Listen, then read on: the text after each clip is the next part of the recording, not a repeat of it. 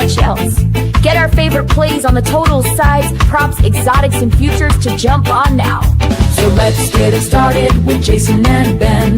Let's get it started with Jason and Ben. Let's get it started with Jason and Ben. Subject, custom, canon, concept, about concept, fairly known. Let's get it started with Jason and Ben. Let's get it started with Jason and Ben. Hey. Welcome to Wanna Bet. We come to you today from the Palatial Odyssey Baltimore studios, not from my completely not palatial basement. And I don't have my fancy Wanna Bet sign without me. Beltway Ben, I feel a little naked without my fancy Wanna Bet sign. We appreciate you guys for tuning in, as always. We've got plays that we spent a large part of the night grinding over. What we're looking at in Gold Cup soccer, what we're looking at in NBA Finals, what we're looking at in the WNBA, what we're looking at in MLB. Beltway Ben, it was a little bit of a tough night, at least for me last night. Me as well. We were all over the Oilers losing in that series ending. That Phillies bet had no chance.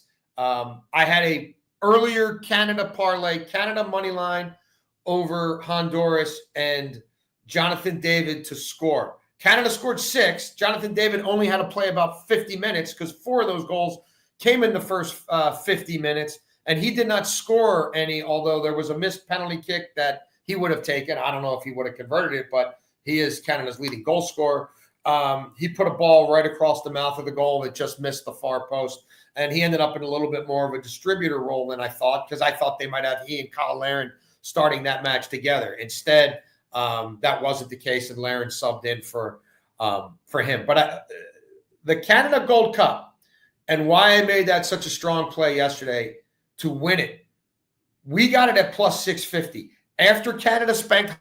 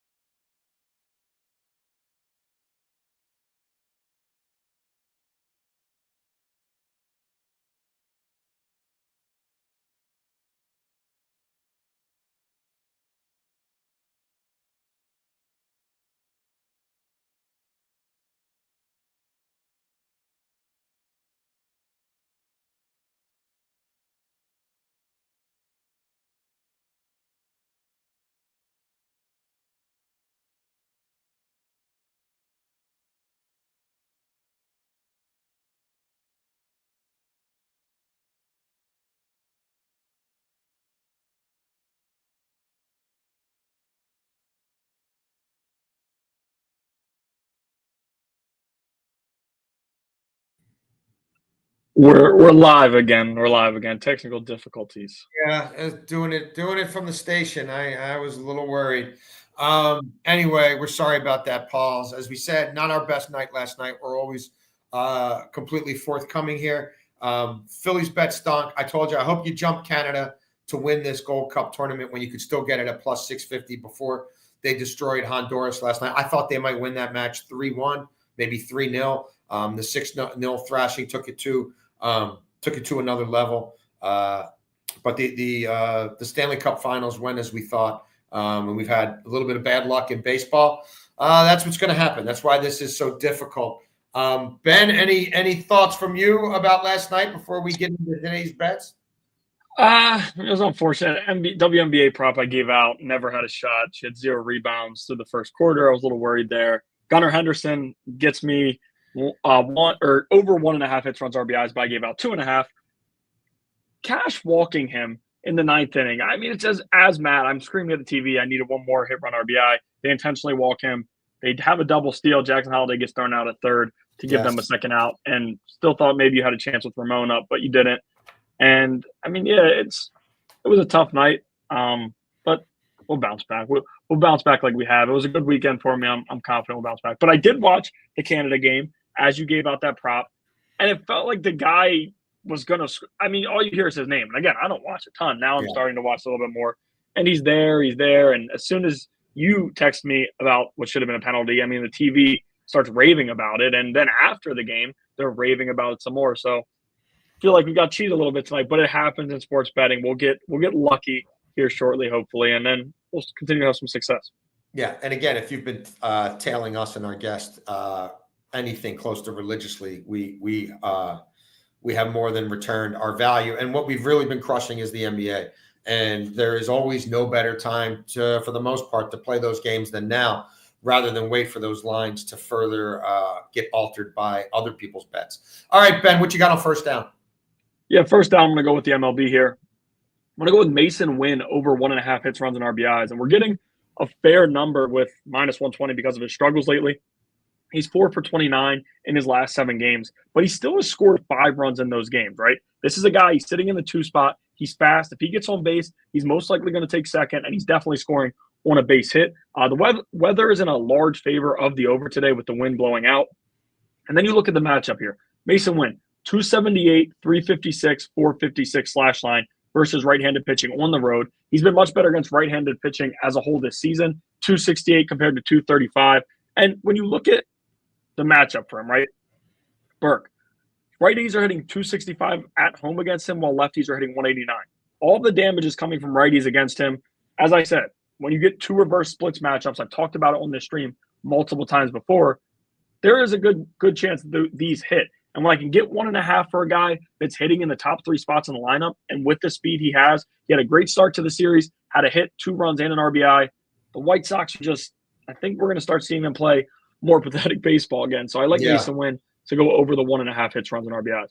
I'm going to go MLB on first down as well. And look, we tried a Tarek Skubal bet at the Orioles last week, and we had it over 6.5 strikeouts and Tigers money line. And I went back and forth whether to play it that way or just play Tigers run line. Ended up Skubal missed the strikeout by 1, and obviously the Tigers won that game. It's Skubal day again today. Skubal at home is even more dominant, 1.72 ERA. Beltway Ben, 63 Ks to just 2 walks and 47 innings pitched. But they're setting for me the Skubal strikeout too high. And yeah, it's Pittsburgh who struggles against lefties on the road, 197, 266, 326 slash line. That is a woeful 592 OPS for the Tigers on the road against lefties with a 25% K rate. And the Tigers are just 6-11 versus left-handed pitchers for the season. But I just don't know, because sometimes Skubal is so pitch efficient that he's not getting deep in counts, and so he's not getting the Ks. Like, if this game gets sideways, do they pull him a little early? I would love to play Tarek Skubal to win this baseball game, to get the win. I can't find it, Beltway Ben. It hasn't populated yet. So that's another way to play this that I would strongly consider. Tarek Skubal outs totals. If it was 17.5 or less, I might go that way. Not populated yet. You're going to have to wait later, closer to first pitch. So I'm just going to play the Tigers on the run line here. I told you how pathetic the Pirates have been against left-handed pitching on the road. This is the best lefty for my money in baseball. The Tigers are 6-1 at home when Skubal starts this season. 4 of those wins are on the run line. Detroit facing a lefty for the 2nd straight night. They got it done last night. Took a little later than I'd hoped, right? I really wanted that in the first 5. Didn't happen. But Detroit is 14-5 against left-handed pitching. I don't know that Heaney is really who his numbers say he is right now. It's the 2nd night against the lefty, so they got to see some of that last night. And it's a lineup that's in a lot of ways built to mash lefties. So I'm just going to play Tiger. I don't love playing teams at home on the run line, because if you think they're going to win the game, they're not, they're only getting 8 licks at this and not 9. But given the way this series is going, and giving Scooble on the bump, I will go that route. All right, second down, Ben. What you got? Yeah, we get the second out. I'm going to stick with the MLB here. I'm going to go with Jazz Chisholm over 1.5 hits, runs, and RBIs at -110. It says -150 on the board, but it's -110. He's hitting 300 at home compared to 125 on the road. 8 home runs at Yankee Stadium compared to just 1 at home. We know what that right field wall is, and we know how many lefties. We know how many lefties get away with playing there. And this isn't like a situation where he's played 30 home games and 5 road games, right? 23 home games to 19 road games. It's pretty clear Jazz Chisholm's doing all of his damage at Yankee Stadium. 7 of his 8 home runs this season are also against right-handed pitching at home, and then just the 1 against lefties. Lefties are slashing 321, 402, 560 against Kashanowitz on the road. So, like, this is a dude who's getting shelled by lefties. We talked about it the last time he pitched and how you should take advantage of lefties when he pitches. And this is also a Yankees team that has to find a way to figure things out. I love my Angels taking 2 from them. And I also considered playing the Yankees -1.5 here just because this situation, like, I don't see how they go into Yankee Stadium and sweep them. The Yankees are playing very bad baseball. But still, Jazz Chisholm sitting in a 6th spot. Getting Giancarlo Stanton back is pretty big for them, right? He's swinging the bat really, really well early on. He's hitting the ball so damn hard already. And we know Jazz Chisholm is a free swinger. He's +400 to hit a home run. I would absolutely consider taking that. But just to play it safe here, we're going to go over 1.5 hits, runs, and RBIs -110. Second down for me, we are going back to the Gold Cup, Copa del Oro. I expect full CONCACAFing in this Costa Rica-Dominican Republic match. If you saw Costa Rica's opening match with the 9 goals scored, it was complete bedlam. It was peak CONCACAFing. And the Dominican Republic scored twice on Mexico. This is the best version of the Dominican Republic I can ever recall seeing in my lifetime. And they've got a couple kids who run up and down the wing and wreak a little bit of havoc. So I think both these teams do score. Costa Rica's back line was at 6s and 7s at times in their opening match. They've been conceding a fair amount. And the Dominican Republic does play sort of a loosey-goosey style, and they're not averse to giving goals up. So I think we get over 3 total goals, and I think each team scores. If you look at Costa Rica, they've played 6 straight matches in which at least 3 total goals have been produced. They're over this total in 5 of their last 7 matches. They've allowed 4 goals in their last 2 games, and that's against Suriname and Trinidad and Tobago. Like, those are bad sides. Those are teams that Costa Rica has more talent than, and they're still conceding.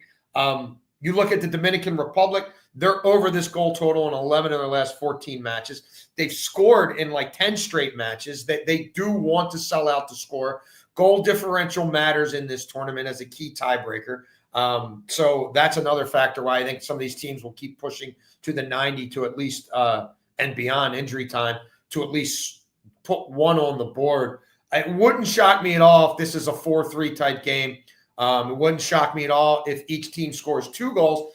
If you're looking for something to play in the other match tonight, I do like Raul Jimenez to be the first goal scorer in the Mexico-Suriname game. And that I played at +370. Now, that was a day ago. Today's been a scrambling day. A dude ran into my daughter. She's fine. It was a hit and run. I've been running around playing Inspector Gadget, talking to businesses to see if they've got video. So it's been a crazy day. I apologize. I have not updated that, but I'm guessing it's still over 3-1. And Mexico's playing through him right now. They're going to get goals against Suriname. They want to push their goal differential. He's an incredibly polished finisher, and he's in great form right now. It would not shock me if he opens the account in that match and is the first goal scorer. Beltway Ben, third down. Yeah, going to third down here. To no surprise, I am staying in the MLB. And Jason played them on the run line yesterday, and it was pretty – like, there were just so many times where, again, rooting for our bets to hit, I'm like, all right, here come the Phillies. They're going to run away with this one. And then they just continue to give up runs. And then they pull Luzardo, who gets hit hard. Bullpen, every dude they put in gave up a run. It's kind of crazy to see the way they're going. And it was a weird situation with Nick Castellanos, right? Plays 200-plus games in a row, second longest active streak in the MLB. Supposedly he got pulled for defensive reasonings the night before. Thompson frustrated, whatever. Yeah.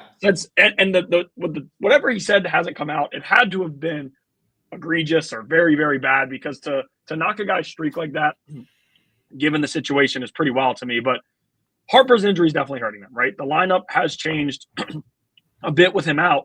But let's look at the matchup tonight. Ranger Suarez is on the mound for the Phillies. In his last 32 2/3 innings pitched, he's given up 3 earned runs. Like, that is bizarre numbers. And he's got a .87 ERA on the road. The only bad outing he had was his first game back, where he gave up 7 earned runs in like 3 innings at home. Ever since then, he's been very good. He goes deep into games. So if you're worried about the bullpen, you should only have to get 2 innings from them, and they should be able to hold up there. And then you look at what they're facing at. Like, fine at AAA in Adam Mazur, who was one of the big pieces of the Tanner Scott deal, but he's got an ERA north of 4 in June, down to AAA. He struggled in May. He was exceptional in April. So when you look at his overall numbers, that's a big reason there. But he wasn't good in the MLB during his time with the Padres. I don't see that changing really early on, at least, against this Phillies lineup. Minus 166 is a lot of juice, but with Ranger Suarez on the mound, getting this number to me was a gift. Yeah, look, I almost went back to the well with the Phillies. I did go back to the well with the Tigers. One of the plays I made on our Discord with Eric Casillas was the Tigers' first 5 minus half a run last night. Ended up being tied after 5, and then they blow it open in the 6th. So I'm with you. I think the Phillies take care of business. Third down for me, money down, right? This is where you make your money in the NFL. This is my favorite bet of the day. I'm going to go first half over again in the NBA Finals. That's a trend I've been riding in Indianapolis, not in the OKC games, but Indianapolis, because Indianapolis does not score in the first half. I had been riding it that way. Indiana does not score really on the road, but they do score in the first half at home. We don't know about Halliburton, and that gives me a little bit of pause. That's part of the reason why I'm taking this down from the 114.5 that it is to the 112.5 and paying the price. Indiana, through the entire playoffs, they're averaging 114. Their games are averaging 114 points per first half at home. OKC on the road, their first halves in the playoffs are averaging 115. Again, that 114 really snug for me. Part of the reason I'm taking it down. But you got a Pacers team that's averaging 62 points in the playoffs in the first half at home. They're shooting the ball 45 times per first half at home. OKC is still putting up 59 per first half on the road. And Beltway Ben, that's with them averaging just 3.5 3-pointers made in the first half of games on the road. At some point, that's going to change. And I think that night may be tonight, especially if tomorrow night, especially if Halliburton isn't there to defend. And okay, you say, well, you're losing some scoring. Well, he hasn't been scoring a ton in these games. Right. And he certainly hasn't been scoring in the first half in a lot of these games. The first halves at the first 2 games in Indiana, 117 and 124. And the Pacers run much more in the first half at home than they do on the road. So I put all that together. OKC, the assassins they are, looking to put this thing to bed, looking to get a stranglehold. They've been getting to at least 57 in the first half of all these games. This is Indiana's do or die situation. I think they score into the mid-50s themselves. If you want to look into that, each team to score 55 in the first half prop. I loved it more last time out than this time just because I'm not positive about Halliburton. But I do like that alt line first half over. All right, that brings us to 4th and long. This is where we talk about long-term proposition bets that pay off a lot of money, long shot bets. And we've been looking at some of the different divisions in the NFL. We talked about the NFC North with Ryan Horvath at the BetMGM network yesterday.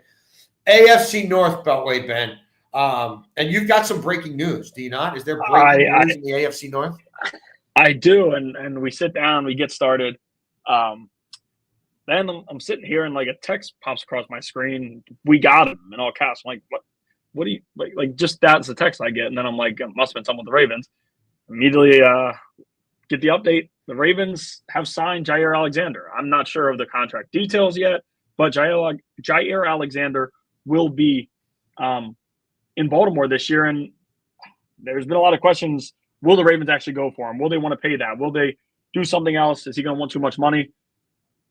And when healthy, I mean, this is a top 5 corner in the NFL. He always takes on the top matchup. He loves that top wide receiver matchup. But the big thing I just said is when healthy. Now, somebody who's covered the NFL for a while. I know you've talked about it on the radio station.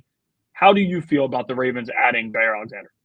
Well, look, we can't be surprised because this is their formula. They add first round, former first round, guys who've been paid like first round assets on the back end, and they will not spend for pass rush. And they develop players on the back end much more than they develop pass rushers. So for me, this doesn't change my handicap of that much. Like they've taken an uber strength and perhaps made it an uber strength when you talk about what we think Malachi Starks could do in that system with Chuck Pagano now running the secondary as a first-year safety and getting Kyle Hamilton back into the box and being much more of a hybrid nickel slash, big nickel slash outside linebacker and impacting players and the ball within 10 yards of the line of scrimmage. I think that's going to be a big win for them. I don't think Marlon Humphrey has the year he has last year, but he's still a damn good corner. And if Wiggins is good on the outside and if Jair is good on the outside, then that's going to let them put Marlon in the slot more where he absolutely should be at this stage of his career. Like,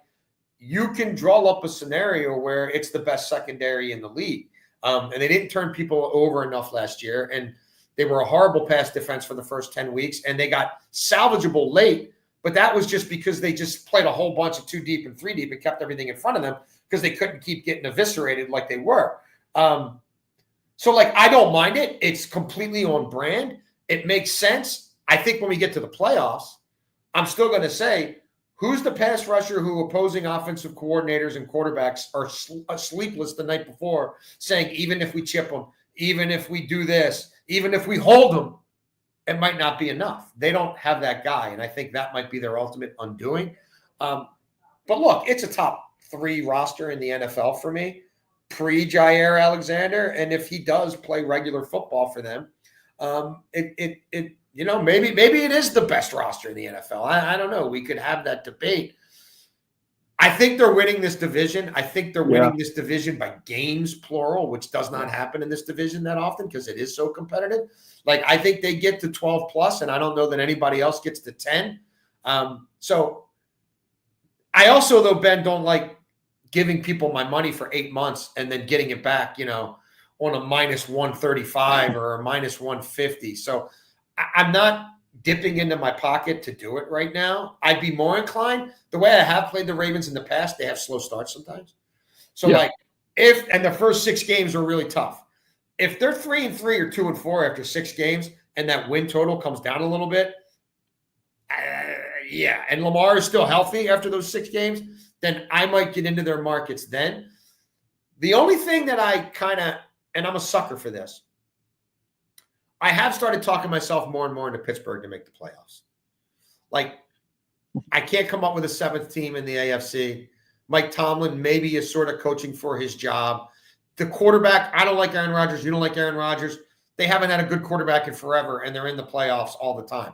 I don't think they do any damage in the playoffs, but I could create a scenario where Pittsburgh gets in the playoffs, and for plus money, that interests me more than Ravens minus 140 to win the division, and then Lamar gets hurt or something crazy like that. That's where I am. What about you?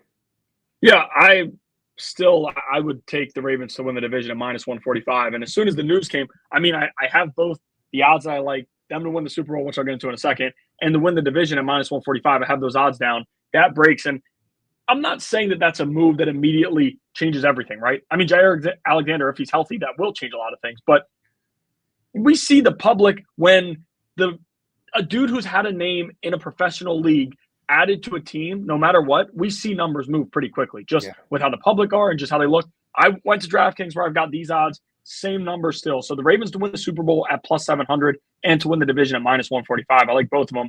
And to your point about waiting a year long for the minus 145s and stuff like that, it is at that point, just bet the money line almost every week or however you want to do it. It's kind of a hard thing to do, but I do like them to win the division. And I don't bet a lot of fans bet their team to win the Super Bowl every year, and that's just kind of the way to go about it. And when I turned 21, first started sports betting, that was me. I'm betting the Ravens win the Super Bowl this year. Haven't done it since, and I haven't really gotten into it just because the odds aren't great enough for me, and I don't never really saw coming into the season them to be the team to do it. This year, quite honestly, I think has to be the year, right? They didn't lose anything when you look at it. If they can't do it this year, I'm not sure when it will get done with Lamar Jackson, right? I saw enough in the playoffs last season that I'm confident that he's going to be showing up in the playoffs, right? And a lot of people want to go to the first half. Oh, the costly fumble. Well, let's talk about the snap that started that fumble and started that play. We talked about the interception. Bad decision, but who knows Andrews what the dropped real a route wide open ball for a first down to put him in field goal range right before the bad snap. Oh, absolutely. And we see, like, if Andrews doesn't fumble the ball and if Andrews catches a 2-point conversion, like, people are talking about, and they go on to win that game, people are talking about how impressive it was to watch Lamar bounce back in the second half. He didn't make a mistake in the second half, quite honestly, but this wide receiver core is as good as we've seen it in Baltimore in a long time. Yes. Zay Flowers and Rashad Bateman combined for 1,800 yards last season. The tight end room stacked, Andrews, Likely, Kolar. And the one thing we talked about just a few minutes ago was forcing turnovers, right? The 2 draft picks. You go with your first-round pick, Malachi Starks. 4 picks in the last 2 years at Georgia. They're going to be picking on him a little bit as well. They weren't attacking him near as much at Georgia. We know he can catch the football. We know he's going to go up and try to make big plays. He's been doing it since his freshman year. So that's a guy that maybe can net them 3 or 4 more turnovers. And then you look at Mike Green, forced 3 fumbles at Marshall last year. How much is he going to be on the field? I'm not sure. Is a Jadeveon Clowney deal still in the works? We don't know. After Jair Alexander, I'm going to guess not, but you never know. Maybe, and even if he's not, like Mike Green, there is some high expectation for him. So maybe he can change things. But Zach Orr in year 2, the defense was the best in the NFL, or one of the best in the NFL the last 7 weeks. And you talked about it where it was more of just bend, don't break, right? We're not going to get the big splash turnovers. They moved back. They finished top 10 in every DVOA stat defensively. The run defense was never an issue, but they were top 10 there. The pass defense, hard to believe after watching the first 11 weeks of the season that they finished top 10, but they did because, as we said, we moved Kyle Hamilton back and we say, we're not going to get splash plays up in the box, but you're not going to beat us over the top. So that's kind of how they did things. And again, just when you look at this team, I don't see enough holes. And plus 700, third best odds. And the one move you touched on before, which to me might be the biggest move for them in the offseason, Chuck Pagano. You bring in Chuck Pagano, it's going to settle down the back half of the defense. We already heard Malachi Starks, the rookie, who speaks very well, talking about how helpful Chuck Pagano has been to him. We know Chuck Pagano has the experience as a head coach, has the experience as a defensive coordinator. Zach Orr is still in year 2. Like I said, we saw him grow a bunch, but it's going to take some more time, and he's going to adjust still. Chuck Pagano being there is massive for them. I love what the Ravens have done this offseason, and Jair Alexander, to me, is just the cherry on top. I will be taking them to win the Super Bowl, and I will be taking them to win the AFC North. I did sprinkle a little bit on a Packers-Ravens Super Bowl about a month ago. And look, they've got a lot of time between now and the trade deadline. Go out and get an impact pass rusher and put your team over the top. Real quick, would Jadeveon Clowney move you in that area? It would help. Would absolutely help. It's a different body type than they have. I mean, it's kind of like a bigger Van Noy. Like it's still, he's not a twitched up, natural born game changing pass rusher. But he fits their scheme. He had a career year with them a couple of years ago. He was comfortable here. He hasn't been comfortable everywhere. He fits in their locker room. So yeah, I mean, it would certainly help. It would help. I think they're a pass rusher short, or an impact edge defender short of maybe being able to take down a Josh Allen on the road in the playoffs, or Patrick Mahomes on the road in the playoffs. All right, Ben, it's time for overtime. I'm on the road today. I don't have my fancy props with me. Maybe you have some of your props with you. It is time for Trend or Bend, a game we love to play. And today's trend is Rangers unders at home and Rangers first 5 unders at home. And if you haven't been keeping track of this, and this game did go over yesterday, but the Rangers on the season are 27-10 to the under at home. They have not played consecutive over games at home all season. And I'm saying this coming off an over last night. First 5 unders for the Rangers at home, 28-9. There were 5 straight unders in the first 5 at home in Arlington prior to last night. How about the Royals on the road? 23-12 to the under first 5 on the road this season. 20-15 to the under on the road full game for the season. Bubic against our buddy Patrick Corbin. A year ago, you would have probably looked at this as a dead over game. But Patrick Corbin has been maybe the most he might be the most improved player in baseball. Like, he might be the comeback player of the year, especially if this Rangers team turns the season around, starts hitting the ball a little bit, and salvages something. And Bubic, from the left side, Beltway Ben, 9 of his 13 starts have had 7 total runs or less. 6 of his 7 road starts have had 7 fewer runs or less, including 6 straight. So I ask you, Beltway Ben, are you riding with this trend? Are you bending and bucking this trend? What do you think of this matchup today? I'm going to be taking the trend here. I just have to. And I still remember a conversation we had after, I think it was his second start of the season, when Bubic pitched against the Orioles, and like how we got shut down by the Orioles. I'm like, this dude, they're finally getting what they expect out of him, Yes. right? Like, they took him in the competitive balance round, and great at Stanford. And early on, like, it would kind of be a guy you picked on betting, because when he would come in or when he would get a spot start here or there, good enough, right? He got 3 starts last year. 2022 he was awful. 2021 he wasn't very good. This year he's finally figured it out, and it's regular, right? We saw the one outing against the Yankees, which was his last one, where it was ugly. They hit him pretty hard, but again, that's a Yankees lineup that can break some people. And it's also worth noting, like, other than that, 7 innings, 4 hits, 1 earned. 7 innings, 2 hits, 1 earned. Like, It's pretty good. And I will say, you talked about our buddy Patrick Corbin. This is a team total I might play against him last year or the year before or the year before. Like, give me 7.5 and plus 250 against him, because it's so regular for that bum to get shelled. All of a sudden in Texas, he's got a sub 3.5 ERA and he's figured things out. It's regular. And I was like, after the first few starts, I'm like, all right, I'm going to catch them lacking here. The real Patrick Corbin's going to come out. And it just, this year at least, this is the real Patrick Corbin, right? He's going to give them 5 to 6 innings. He'll give up 2 runs, maybe 3 runs, but he'll keep them in the game and they'll be competitive. I just like this year. I like what Kansas City has in their 1-2 in the bullpen to keep this tight. And the Rangers lineup is not, you talked about the trend. Like, the Rangers lineup is not doing much damage. Bubic needs a bounce back here. This is probably the perfect lineup to do it. I like the under here. I'm going to go with the trend. Yeah, this is an official play for me. I have put it on our Discord. You can find the information on my Twitter feed if you're interested.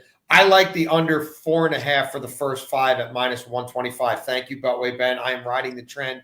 Leg warmers for all. I'm willing to pay a few more cents to get the extra half run in the middle of the game. I always worry a little bit about bullpen variance, more on the Rangers side here probably than the Royals. I strongly believe and am sincerely hoping that the trend is our friend here, because I am on that first 5 under.